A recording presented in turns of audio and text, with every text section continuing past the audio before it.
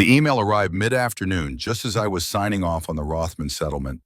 It wasn't from a client, but from a burner account I'd set up, forwarding a single screenshot. The image showed Sarah's name, her face cropped from an old vacation photo, next to a profile I didn't recognize. "She's been seeing someone," the anonymous sender wrote, "for months. He thinks she's leaving you." I looked at the screen, then out my office window, watching the snow fall. My world, built on careful logic, was now a fractured landscape. I found Sarah's iPhone on her bedside table at 2 in the morning. The bedroom was dark, except for the faint glow from the digital clock radio. She was asleep beside me, her breathing even. My own sleep had been elusive, interrupted by the kind of low-level unease that sticks in the back of your throat. My hand reached out, almost unconsciously, and closed around the cool metal of the phone. I told myself it was paranoia, a professional hazard. As a lawyer, I trained myself to spot inconsistencies, to dissect narratives for hidden motives. Lately, those instincts had been turning inward. I tried to dismiss them like old habits, but they persisted. Earlier that night, around 8, I'd walked into the kitchen. Sarah had been on the phone, her voice low. The moment she heard my footsteps on the tile, she'd snapped the call shut, her thumb hitting the end button with unusual force. She'd turned a little too quickly, her smile tight. "Just a client," she'd said. Her work as a real estate agent often spilled into evenings, but the suddenness had registered. A few nights before, we were trying to order pizza. Our landline was out, and my phone was dead. "Use yours," I'd said, holding out my hand. She'd paused, a fraction of a second, before retrieving it from her purse. It wasn't a deliberate delay, more like a physical stiffening. I'd noticed it then, dismissed it later. Now, holding her phone, the memory felt sharper. I thumbed the power button. The screen illuminated. I scrolled through the recent calls. Nothing. The log was wiped clean, devoid of any incoming or outgoing numbers. I checked her messages. The same. An intentional act, not an oversight. It was too thorough. People don't delete their entire communication history unless they have something specific to hide. My lawyer's mind registered this as fact, not speculation. My daughters, 12 and 14, had cracked her phone's security more than once, using some trick they'd learned online. They'd wanted to play games, access social media. Sarah had gotten annoyed, changed her password. But kids are persistent. I remembered watching the younger one, Lily, tap out a sequence of numbers, her tongue caught between her teeth, then grin as the screen unlocked. "Mom's birthday. Backwards," she'd announced proudly. Sarah had just sighed, shaking her head. I sat up, propping myself against the headboard. The phone felt heavy in my hand. This wasn't just about an innocent phone call. This was about choice, about a line I was contemplating crossing. Accessing it would be a violation. Not accessing it meant living with the question, the quiet, persistent hum of doubt that had started to settle in our home. 19 years of marriage, mostly solid, pragmatic. Sarah had always been reliable, steady, dependable. We built a good life, a comfortable house in the suburbs, 2 intelligent girls. I'd never married for love, not in the romantic sense. It was a partnership, a logical progression from shared interests and mutual respect. I'd never regretted it, not truly. It worked. I thought back to how it started, a Sigma chai party, my second year of law school. The place was a humid box, pulsing with bad music and cheap beer. I was there because a friend had dragged me, holding court in a corner, already planning my exit. She'd spotted me across the room, over someone's shoulder. Sarah. Her hair was lighter then, her laugh a little too loud. She was either high or drunk, maybe both. She walked right up, bypassed a few conversations, and kissed me. Right there. Unexpected. Her lips tasted like lime and something else I couldn't place. "You're John," she'd said, pulling back, her eyes bright, too bright. I'd stayed, even though I hadn't planned to. Watched her and her group, made sure they got a cab home. It wasn't chivalry, more like a sense of civic duty. I was responsible. She'd called me the next day. "So, we're a thing," she'd declared. I hadn't corrected her. It seemed easier to just go along. We started seeing each other, casually at first, dinners, a movie, sometimes just studying together in the library. Then about 6 months in, she broke it off. Said she wanted to see what else was out there. That was her phrasing. She'd come back a month later, quiet, asking if I was still around. I was. The month Sarah and I weren't together felt longer than it should have. I wasn't prone to emotional theatrics, but I noticed her absence. My apartment, which had always been a quiet, orderly space, felt distinctly emptier. Her energy, a kind of low hum that always vibrated beneath the surface of my own stoicism, was gone. I found myself thinking about her laugh, the way she'd lean her head on my shoulder while we studied. It was a tangible void, not a sentimental one. After graduation, I'd taken a short-term legal position in the university town. It wasn't exactly high-powered, mostly contract review for the university and some local civic matters, but it was a start. Part of the deal included supervising a floor in one of the campus dormitories during the summer session. It was temporary, practical, a way to save money and gain experience before moving on to a larger firm. That summer, Sarah was back on campus, taking a couple of elective courses. I saw her sometimes walking across the quad or at the library. We'd exchange polite nods, nothing more. Then, one Tuesday afternoon, she appeared at the dorm's reception desk. I was checking in a new student. She waited patiently, leaning against the counter, arms crossed. When the student was gone, she pushed off the counter and walked directly toward my small, functional office. "Can we talk?" she asked, her voice steady but a little breathy.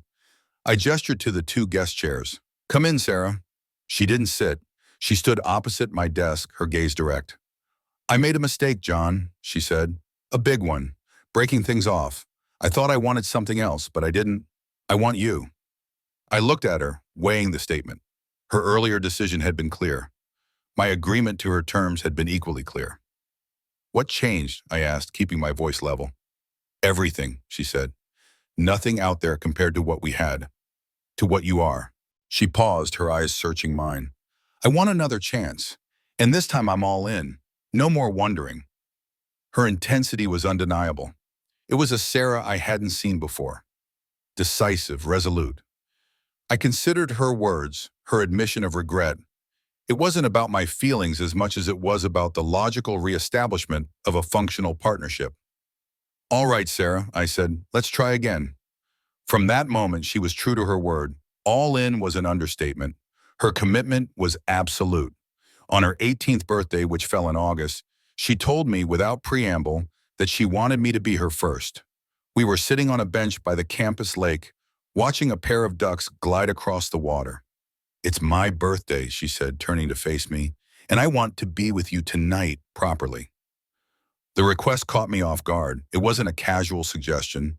It carried a weight, a responsibility that I hadn't anticipated. It was an unspoken contract, a level of trust and intimacy that went beyond simple physical desire.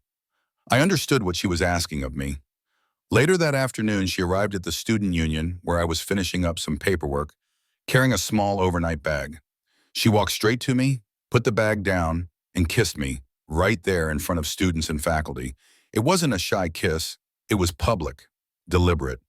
We walked back to my dorm room. She'd brought candles, small white pillars, and a bottle of inexpensive champagne from a local liquor store. She lit the candles, placing them on my desk, on the windowsill. The room, usually stark, was transformed by the soft, flickering light. We drank the champagne from mismatched coffee mugs. That night marked a new chapter. Our intimacy became frequent, almost exhilarating in its newness. It wasn't just physical release. It was a deeper connection, a shared experience that bonded us in a way I hadn't known before. I found myself falling deeply in love with her, a feeling that surprised me with its quiet strength. I felt like an extension of her, our lives intertwining, our routines becoming one. I liked the feeling of belonging, of having a fixed point, a partner in the often unpredictable flow of life. Soon after, she introduced me to her family. Frank and Susan Peterson, her parents, lived in a respectable, two-story house in a tree-lined suburb. Her younger siblings, Lisa and Kevin, were still in high school. Frank was a senior vice president at a local bank, a man with a firm handshake and an even firmer gaze. Susan taught English at the community college, her eyes constantly assessing. They looked me over, not unkindly, but with a clear, almost clinical evaluation. A promising law student. That was how I felt they categorized me, a potential asset. Susan Peterson, Sarah's mother, was an elegant woman, striking in a way that belied her age. Her hair was always perfectly coiffed, her clothes tailored. There was a surprising connection there, too. Susan was my own mother's best friend from high school. They'd known each other for decades, a detail that added another layer of complexity to the family dynamics.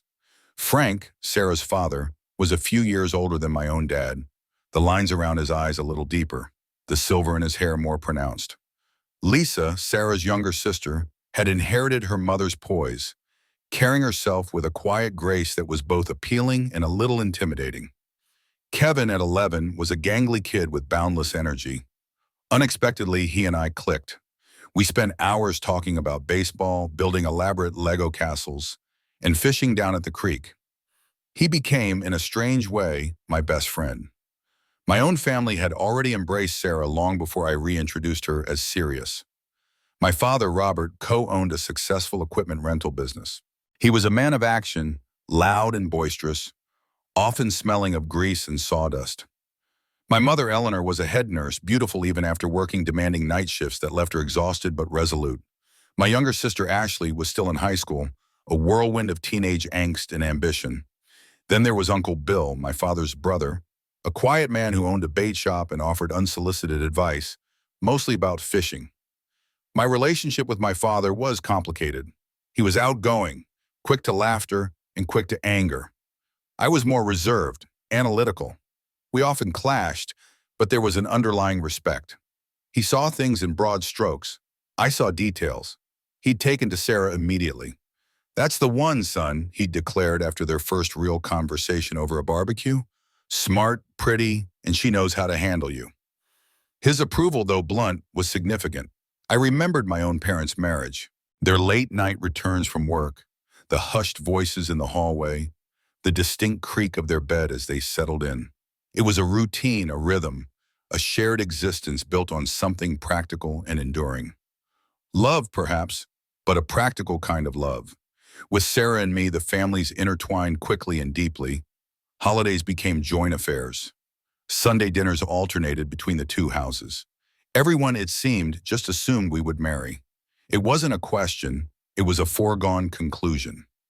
The expectation hung in the air, thick and unspoken, but undeniably present. My mother, Eleanor, was particularly vocal.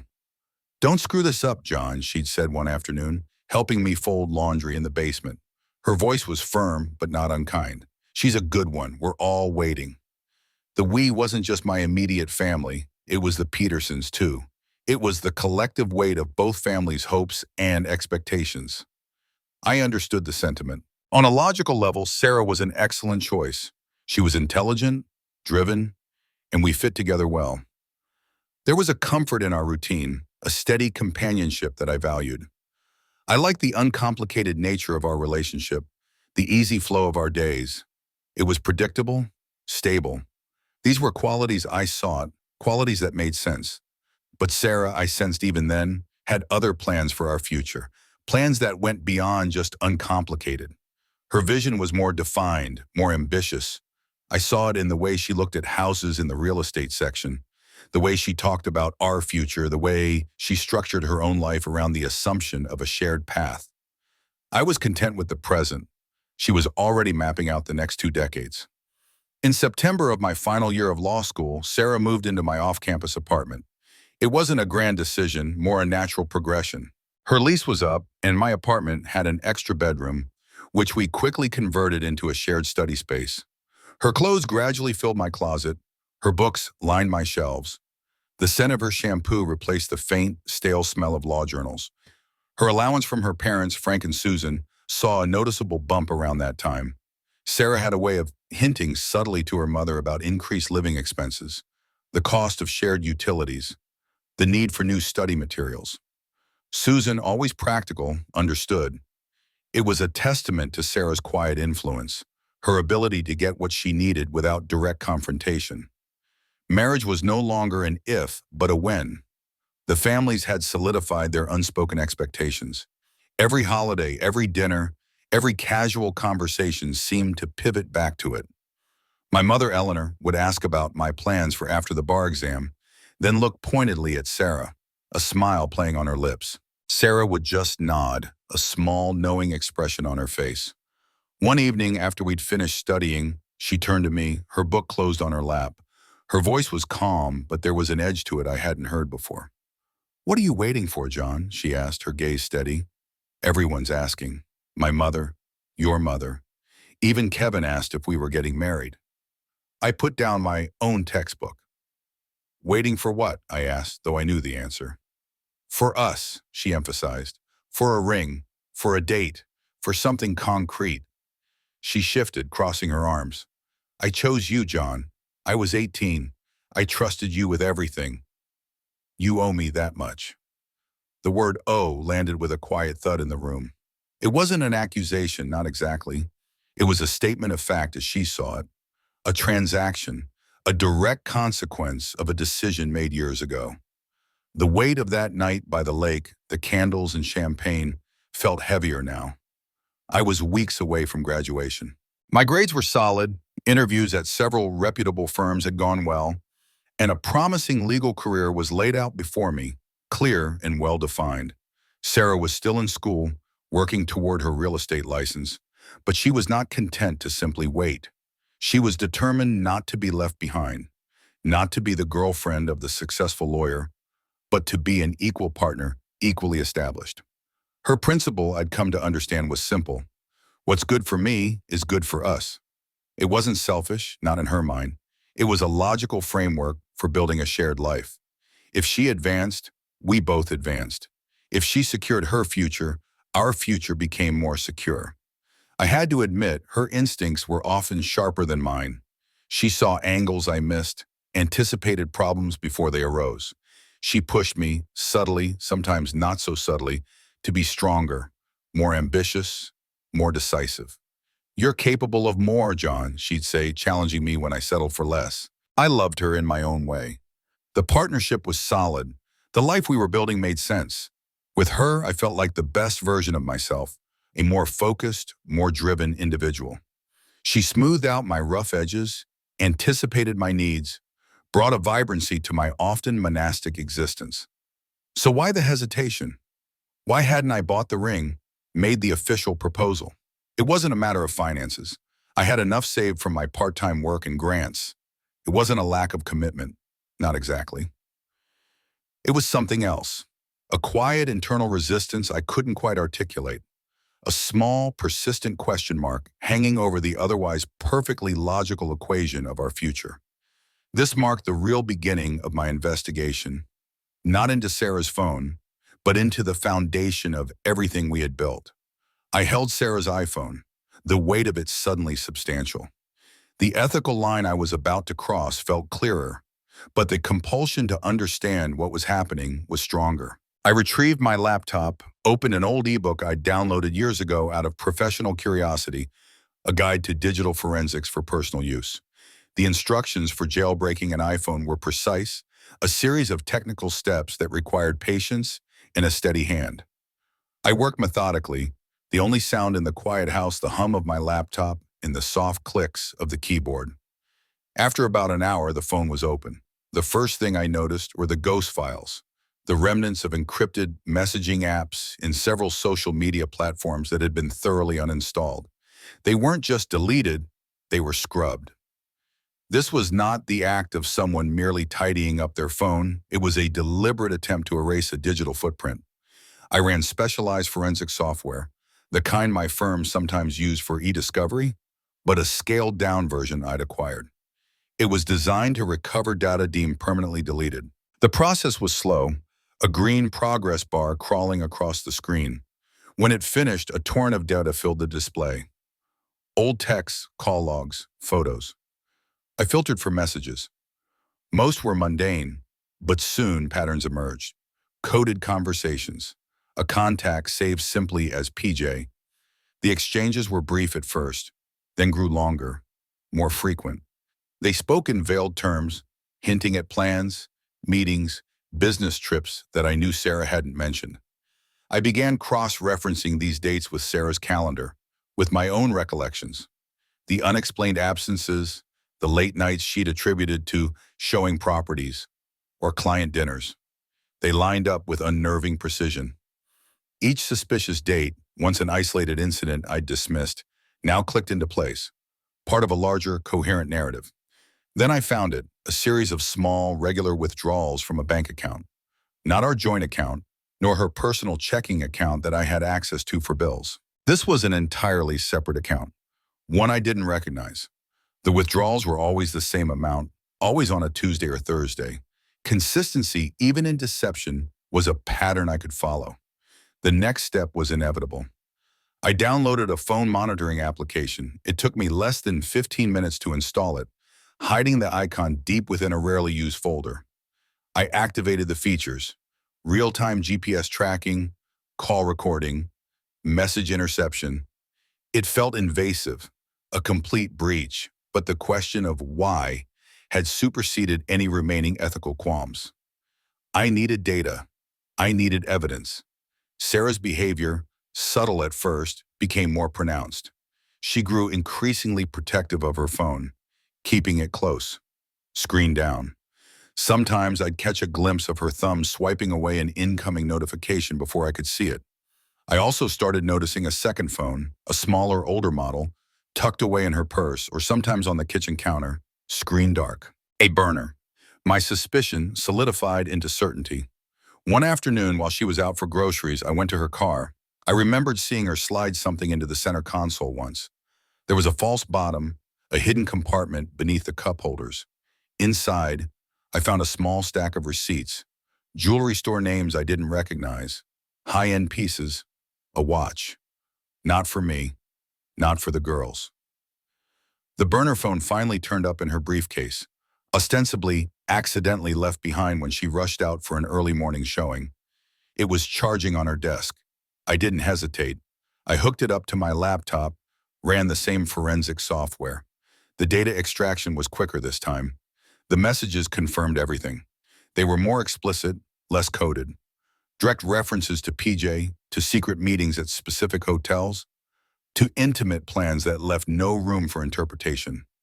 Each word was a cold, hard fact, chipping away at the foundation of my life. This was the truth, laid bare. I stared at the screen, the blue light reflecting in my unblinking eyes. Life's choices can be costly, and to understand the full price, you sometimes have to stick around to the end to see how these choices unfold. PJ, the initials floated in my mind. Peter Jenkins. He was an associate at a smaller firm downtown, one I'd encountered in court a few times.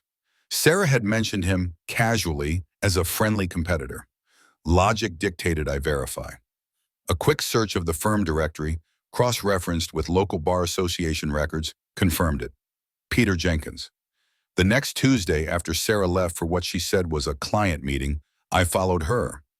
I kept a safe distance, 2 cars behind, observing her movements.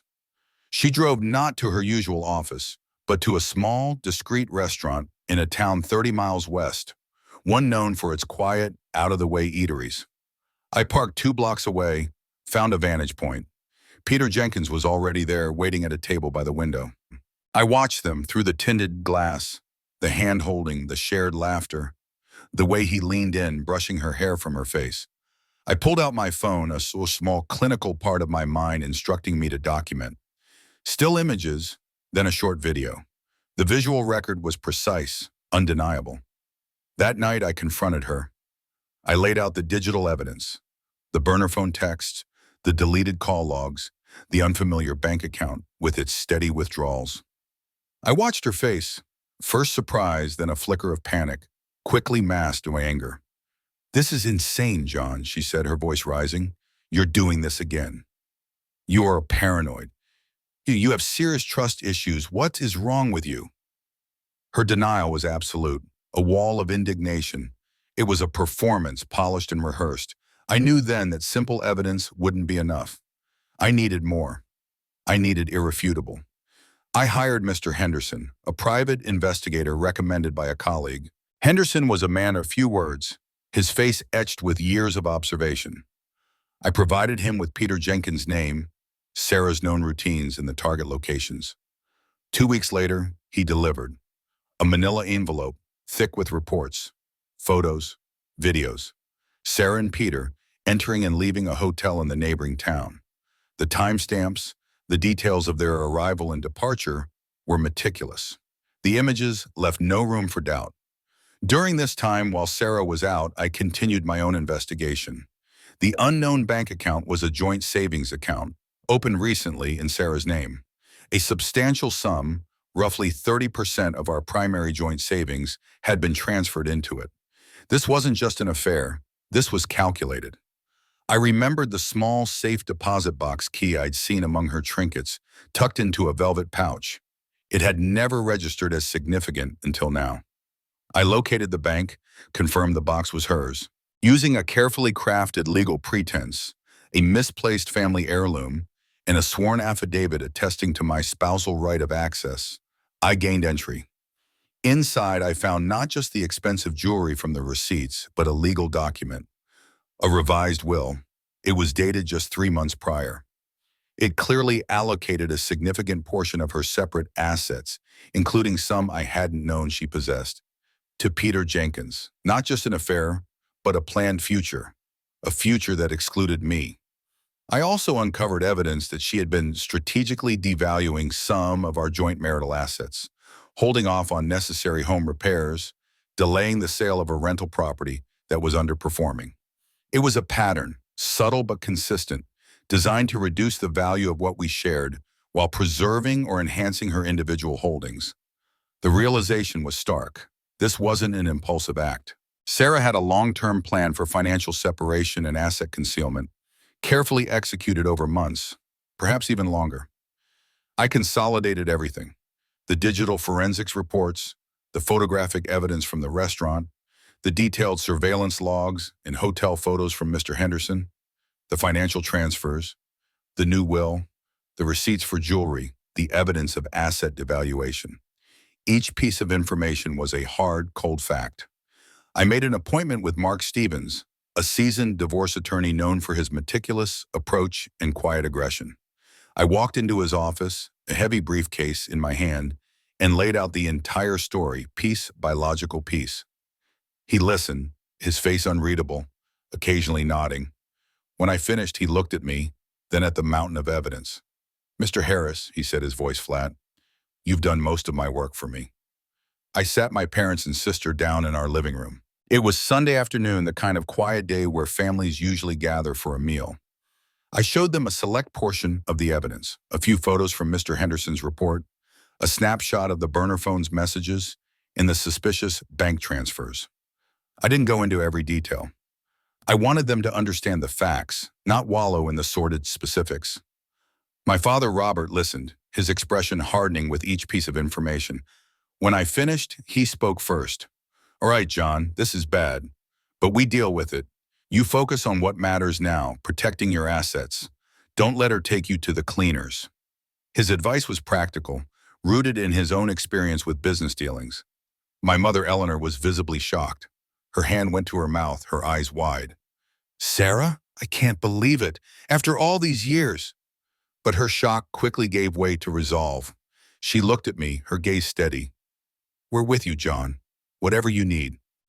My sister Ashley just sat there, quiet, her face pale. The next day, I confronted Sarah. I waited until the girls were at school. She came home from a morning appointment, walked into the kitchen, and found me at the dining table. The entire dossier was spread out before me. The PI reports, the detailed financial statements showing the transfers, the copy of her revised will. The burner phone connected to my laptop displayed the explicit messages. She saw it all. Her eyes darted from document to document, her carefully constructed facade crumbling. The anger, the indignant denial was gone, replaced by a cold, desperate fear. "John," she began, her voice barely a whisper. "Peter Jenkins," I stated, my voice flat. "The hotel receipts, the new will, the money you siphoned off our accounts." I didn't raise my voice. I just laid out the facts, one after another, like bricks. She finally broke. She confessed to the affair, her head bowed. But true to form, she immediately shifted the blame. "Our marriage was stagnant, John," she said, looking up, tears in her eyes. "You were never present, never emotional. I needed something more." It was the classic deflection, the justification of betrayal. Then came the negotiation. "We can settle this quietly," she pleaded, her voice regaining a bit of its lawyerly composure.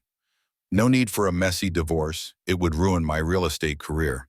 And yours too, for that matter. Think of the girls. We can just split things up amicably." I looked at her, at the woman I had built a life with for nearly 2 decades.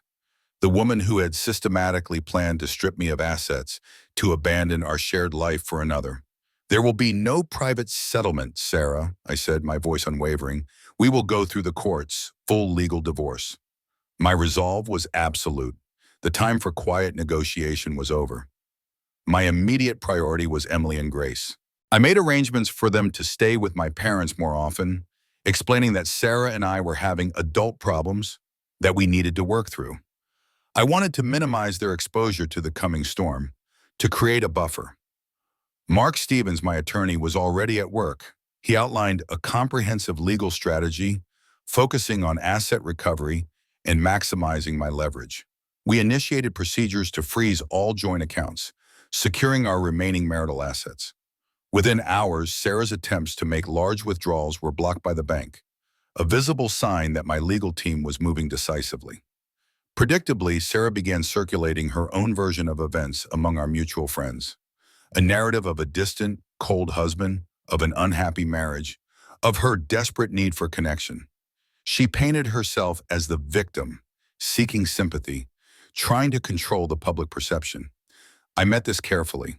I didn't engage in gossip, but I contacted key individuals, close friends, family members who knew Sarah well, a few trusted colleagues. I presented them calmly with a few verifiable facts. No drama, just truth. The PI reports, the financial statements, the new will. The contrast was stark. The whispers of the impending divorce began to spread, cold and inevitable, through our quiet Midwestern community. The official divorce papers were filed, a thick stack of documents outlining not only the request for dissolution of marriage, but also explicitly detailing Sarah's infidelity and her calculated financial misconduct. Peter Jenkins was named as a party, a formal act that sent immediate ripples through the small, interconnected legal community. The scandal at Sarah's law firm was instantaneous. Frank and Susan Peterson, Sarah's parents, contacted me. Frank, the senior VP at the bank, was furious, his voice tight with controlled anger. "John, this is not how we do things," he said, trying to pull rank. "This is going to ruin Sarah, ruin our family name. Let's talk. We can settle this without airing all this dirty laundry." He offered to intervene, to mediate, to protect his daughter's reputation and their family's standing. I declined, calmly but firmly. "Frank," I said, "this isn't a family matter anymore. It's a legal one. Sarah's actions made it so." My position was clear. I needed formal legal resolution, not a quiet familial cover-up. The time for personal appeal was past. Lisa and Kevin, Sarah's younger siblings, were visibly distressed. Kevin, my unexpected friend, called me, his voice cracking. "What's happening, John? Is Sarah really—" He couldn't finish the sentence. They were struggling, caught in the crossfire of their sister's choices. I told them I would always be there for them, but that this was something Sarah and I had to resolve. Sarah's professional standing deteriorated rapidly. Her law firm, a conservative establishment, launched an internal investigation. Ethics committees were involved. Referrals dried up. Her name, once associated with diligence, was now linked to scandal. The local news, usually focused on town council meetings and high school sports, cautiously reported on the pending divorce. The families were prominent enough, the circumstances unusual enough, to warrant attention. The facts were presented carefully, but the implications were clear. Throughout it all, I maintained a cold, logical demeanor. I found it easier to detach emotionally, to view the entire process as a legal case, a puzzle to be solved, a strategy to be executed. My purpose was clear: to safeguard my daughter's future and to protect my own integrity. The emotional pain was there, a dull ache beneath the surface, but it was suppressed, channeled into determination. Sarah's legal team, scrambling, attempted a counter-narrative. They accused me of emotional neglect, of being controlling, of driving her to seek affection elsewhere. They painted me as the cold, unfeeling lawyer, she as the misunderstood, sensitive wife. It was an attempt to humanize her actions, to elicit sympathy. But my legal team, led by Mark Stevens, had an overwhelming volume of evidence. The PI reports detailing dates, times, and locations of her meetings with Peter. The financial records showing the siphoning of funds, the burner phone data, the revised will. Each piece was laid out, systematically dismantling her claims, exposing the calculated nature of her betrayal. There was no room for ambiguity. The court granted several temporary restraining orders on specific marital assets, preventing any further attempts by Sarah to manipulate or hide funds.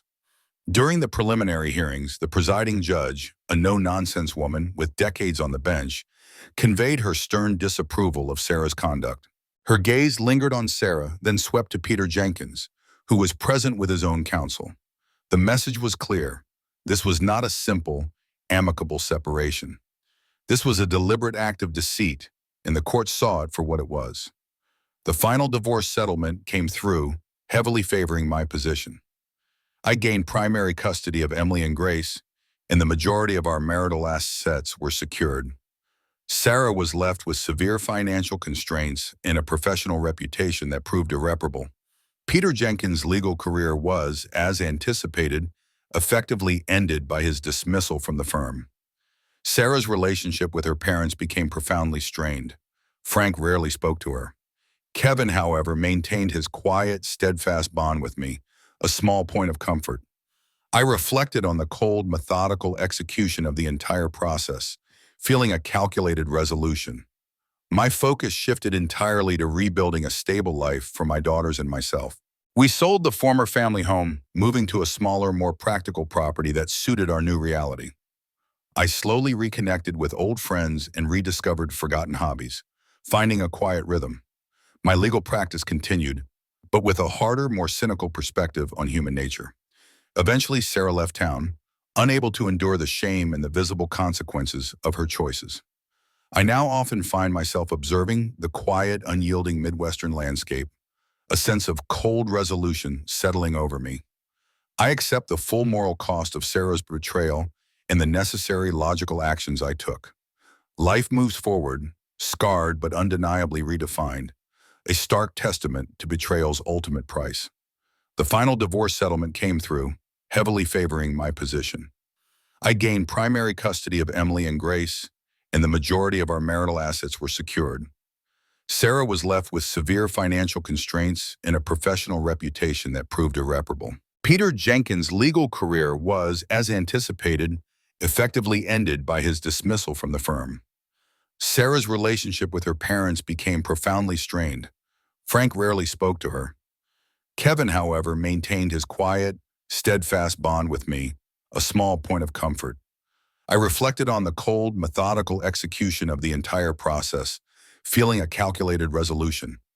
My focus shifted entirely to rebuilding a stable life for my daughters and myself. We sold the former family home, moving to a smaller, more practical property that suited our new reality. I slowly reconnected with old friends and rediscovered forgotten hobbies, finding a quiet rhythm. My legal practice continued, but with a harder, more cynical perspective on human nature. Eventually, Sarah left town, unable to endure the shame and the visible consequences of her choices. I now often find myself observing the quiet, unyielding Midwestern landscape, a sense of cold resolution settling over me. I accept the full moral cost of Sarah's betrayal and the necessary logical actions I took. Life moves forward, scarred but undeniably redefined, a stark testament to betrayal's ultimate price.